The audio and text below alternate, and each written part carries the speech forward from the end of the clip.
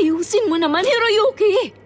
Alam kong pinoprotektahan mo lang ang client pero hindi mo naman kailangan basagin ang bintana ng shop. Alam mo ba kung gaano kamahal ang babayaran sa na-damage? Pero hindi naman Hiroyuki! Huwag ka nang magdahilan pa. Oo nga, parte ng trabaho ang safety management. Alam ko namang ginagawa mo ang best mo. Pero hindi ka na rookie, okay? Professional ka na ngayon kaya dapat kumilos ka na bilang pro. Sa mundong ito, iilan lang ang nakakaalam na may mga alien na palihim na nakatira dito. Ito ang kwento ng mga kabataan na nakasalamuha nila.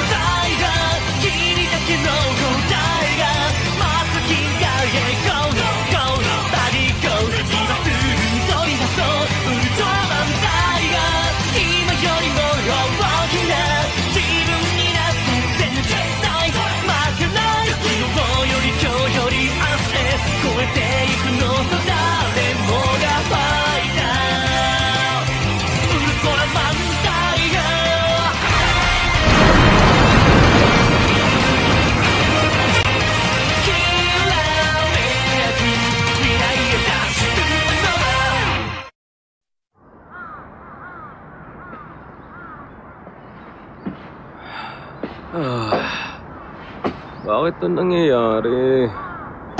Uy, Hiroyuki! Kayo pala, Mr. Oda.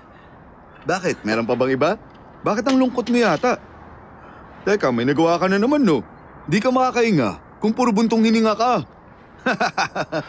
Wala naman po to. Hindi mo ako maluloko, kitang-kita sa mukha mo. Naalala ko yung sinabi mo sa akin no na kahit anong gawin mo, hindi mong matatalo ang senior mo sa training. Pwede ba wag niyo sana akong pagtawanan? Alam kong baguhan pa rin ako hanggang ngayon.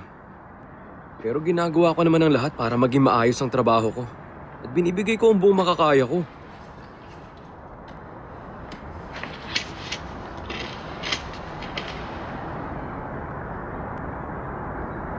Alam mo, Hiroyuki? Ha?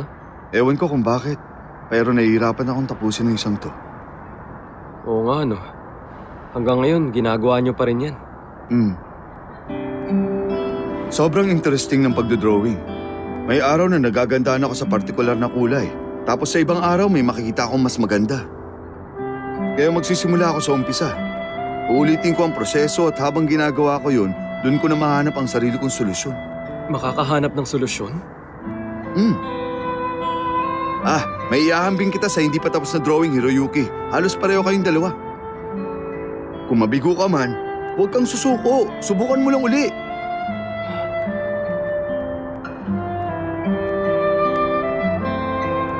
Ayos ah. Parang biglang gumana agad ang pakiramdam ko.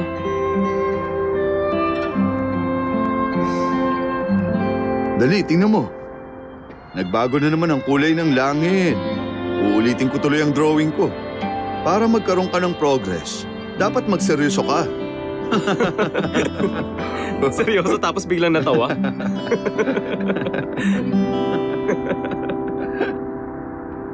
May trabaho tayo mula sa City Hall. May naririnig na umuungol kaya naiistorbo ang pagtulog ng mga tao. Pinaiimbestigahan sa atin. Piri ka? Okay, ito ang bagong probing device. Okay! Imbestigahan na natin yan. Tara na! Mare, ikaw na mag-drive ha? Okay. Oh, ganadong-ganado siya. Okay.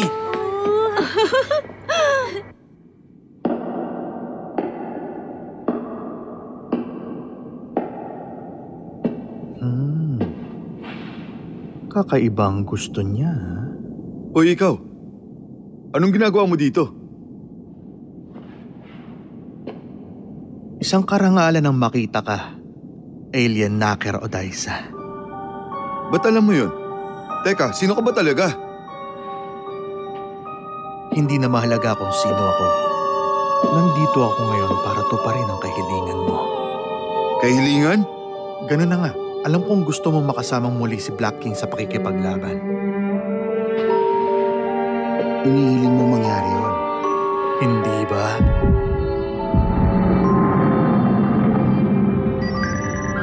May na-detect na reaction. Mga 600 meters pakanluran. Kumapit ka! Okay! Tumigil ka! Wala naman akong ganong kahilingan! Kung hindi mo yun hinihiling, sabihin mo kung bakit nandito pa rin ang itlog ng Black King.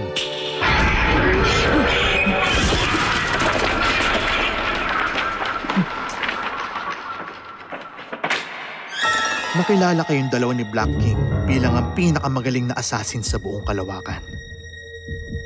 Sayang naman dahil hindi mo magamit ang talento mo, tahimik ang buhay mo dito sa lupa. Hindi katulad dati, nagniningning ka na parang liwanag. Ayoko na. Tumigil na ako sa pakikipaglaban! Hindi mo ba naririnig? Nasasabik na si Black King. Bakit? Hindi mo ba nararamdamang tinatawag ka na ng totoong pagkatao mo?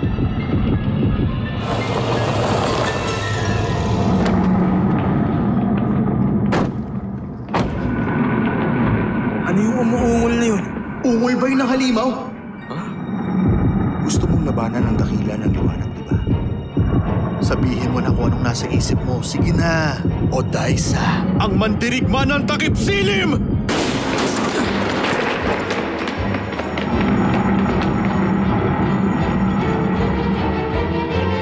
Sigurado kang dito? Pahina ng pahina ang reaction.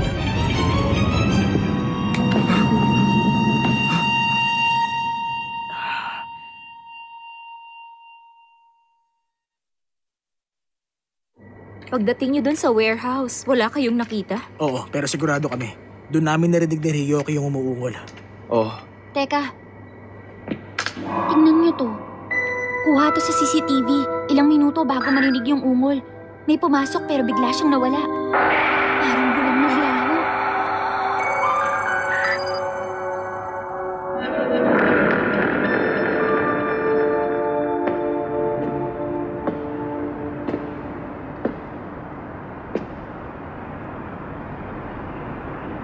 kumusta, Mr. Oda? Hiroyuki! Ba't nandito ka?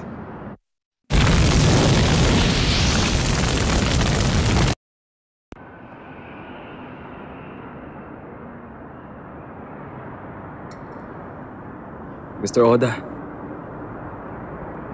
meron ba kayong tinatago sa akin? Teka, anong ibig mong sabihin doon? Pumunta ako dito at may narinig akong umuungol.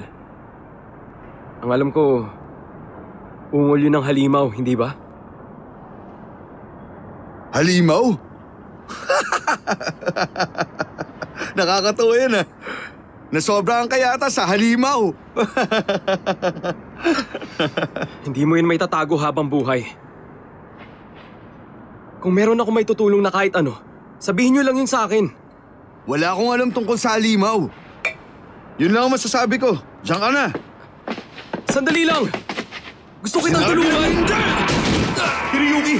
Hindi tawa ang nasa harap mo! Mr. Oda, Teka, yung boses.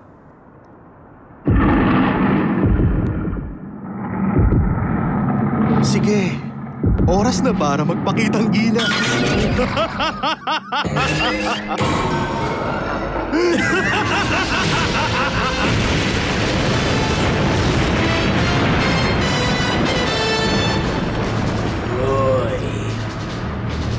Mr. Oda, umalis ka na rito! Hiroyuki!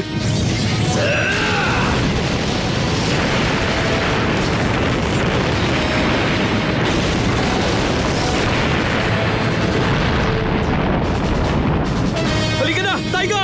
Okay!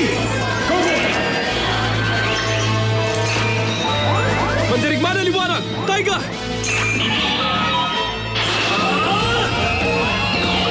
Buddy!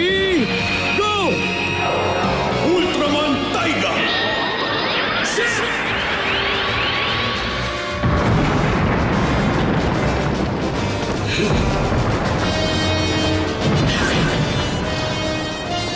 Isang Ultraman? Magaling!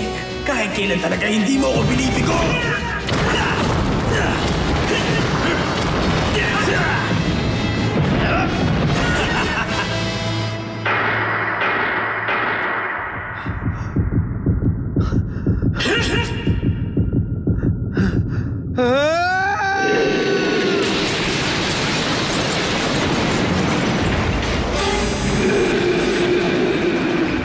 Nagising na siya!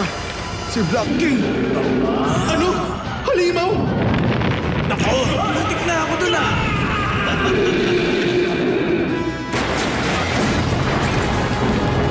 Tumigil ka! Baba! Yan ang tinatawag na tapat na kaibigan. Sige, ikaw na ang bahala.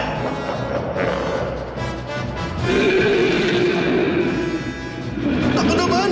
Ano bang gusto mo? Hindi ka tatagal. Manghihina ka. Ako na bahala sa kanya. Okay, sige! Come on! Ang pantas ng lakas! Titus!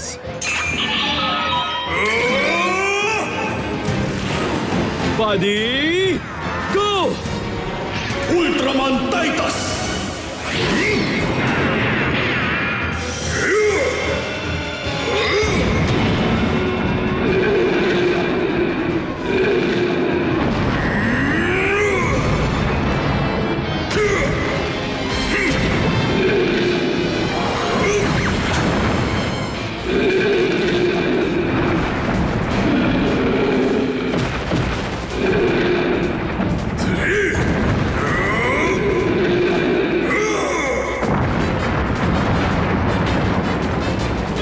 Tumigil ka! Tama na, Black King!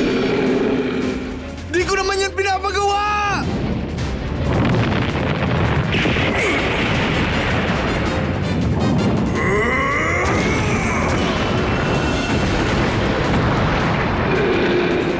Kirayuki! Ipakita natin sa kanya ang kapangyarihan ng kidlat! O sige! Come on!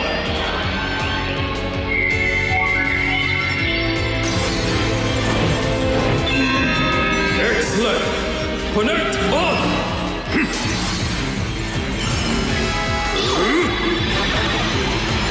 Electro Buster! Black King!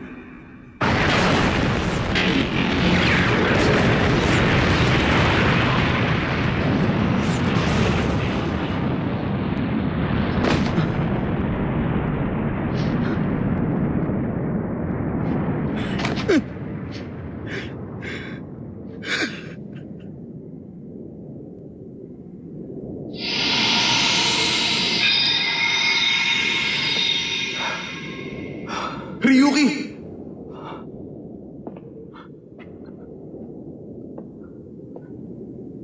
Mr. Oda, Ganun pala.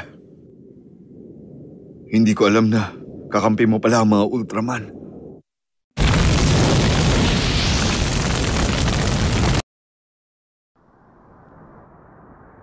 Isa akong alien knocker.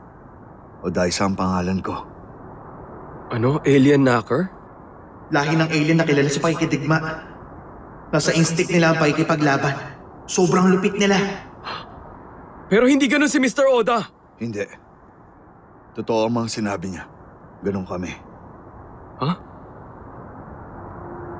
Nung bata ako, napakarami ang namatay sa kamay ko. Dahil sa kakayahan ko, nakilala ko ng marami. Ako ang mandirigma ng takip silim. Kaya lang, biglang natalo ako sa laban. Kahit matagal na ang lumipas, natatandaan ko pa ang nangyari. May higanting liwanag sa paglubog ng araw. Napakaganda nun. Para sa akin, siya lang ang karapat-dapat na mabansagan ng ganong pangalan. At mula nun, naisip ko na wala palang kwenta ang buhay ko. Kaya naman, itinago ko ang Black King sa itlog. Tumigil ako sa pakikipaglaban. Pero, ano nangyari at nakawala ang halimaw na yun ng mag-isa? Kaya nangyari yun. Dahil yun ang nasa puso ko. Kung ganon, gusto mong makipaglaban ulit?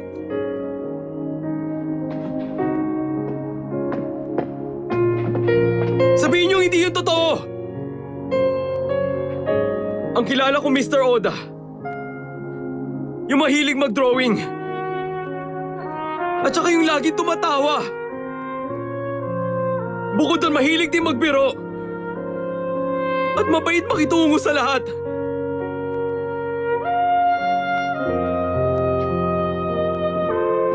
Mr. Oda!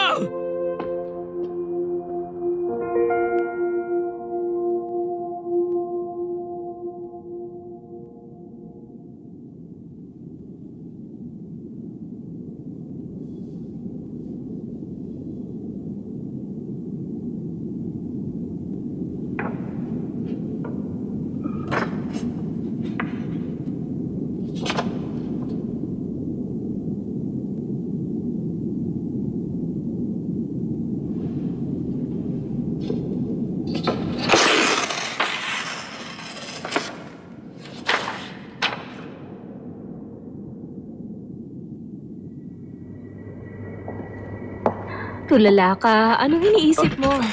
Sorry po. Para sa'yo, may sulat ka, Hiroyuki. Ha?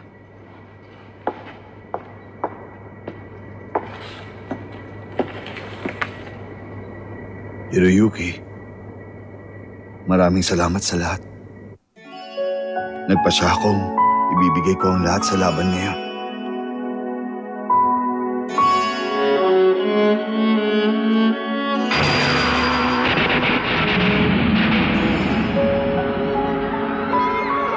Nakikiusap ako. Sana ganun din ang gawin mo. Labanan mo ako bilang Ultraman. Mr. Oda!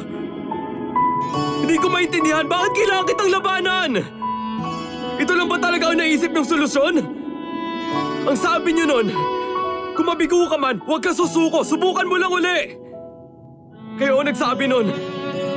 Kasinungalingan lang ba ang sinabi niyo sa akin?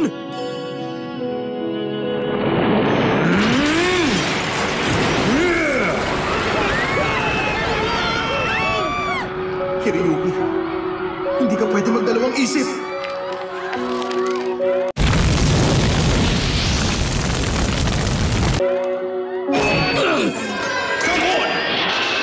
Ultraman Taiga!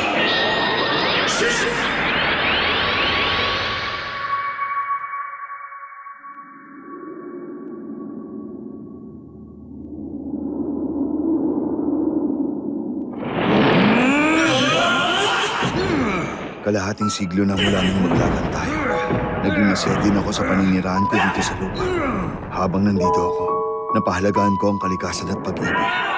Kaya naman naisip ko, magandang mamuhay na ako dito bilang tao. Oo, panghabang buhay na sana. Tapos, naging magkaibigan tayong dalawa. Habang buhay ako magpapasalamat.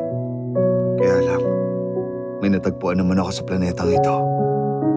Ang dakila ng liwanag na umagaw sa trono ko. Yun pa naman ang ipinagmamalaki ko.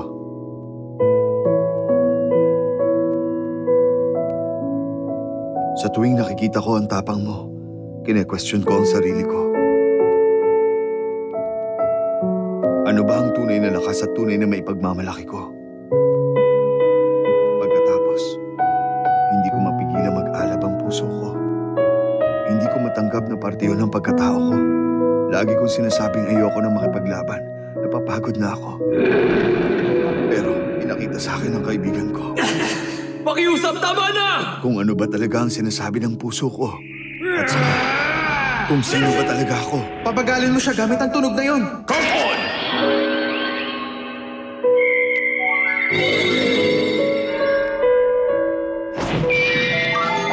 Night Fan Wing! Engage! Fan Wing!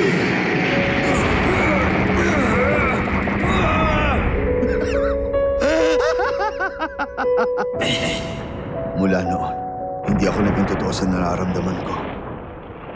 Gusto kong labanan uli ang dakila ng liwanag. At ngayon, Tatalunin ko na siya para bumalik ang dangal ko bilang mandirigma. Mr. Oda! Pwede ka pa rin naman bumalik sa dati! Manda ka! Ako ang kanilang mandirigmang alien knocker! Si Odaisa!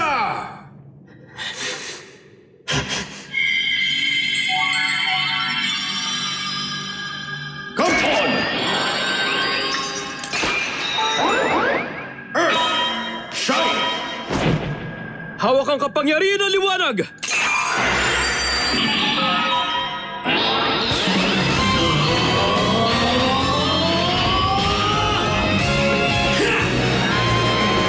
Buddy! Go! Ultraman Taiga, Force on Earth!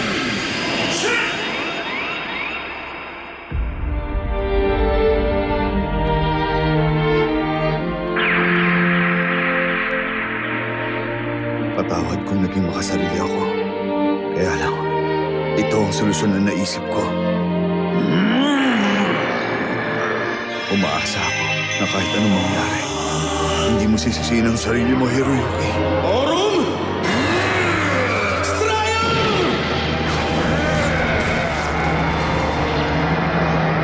Sa totoo lang, ang dami kong alaala sa'yo.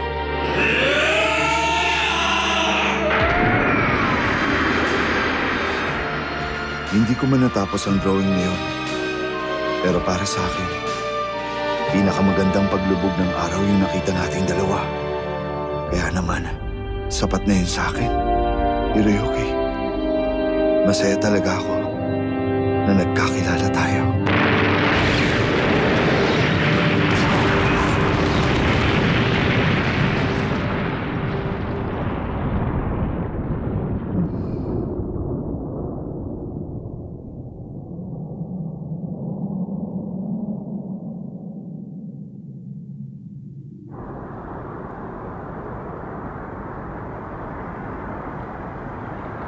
Taiga, sa tingin mo, ano dapat yung ginawa ko? Hindi ko rin alam. Pero nung oras na yun, yun lang ang magagawa natin. Mr. Oda,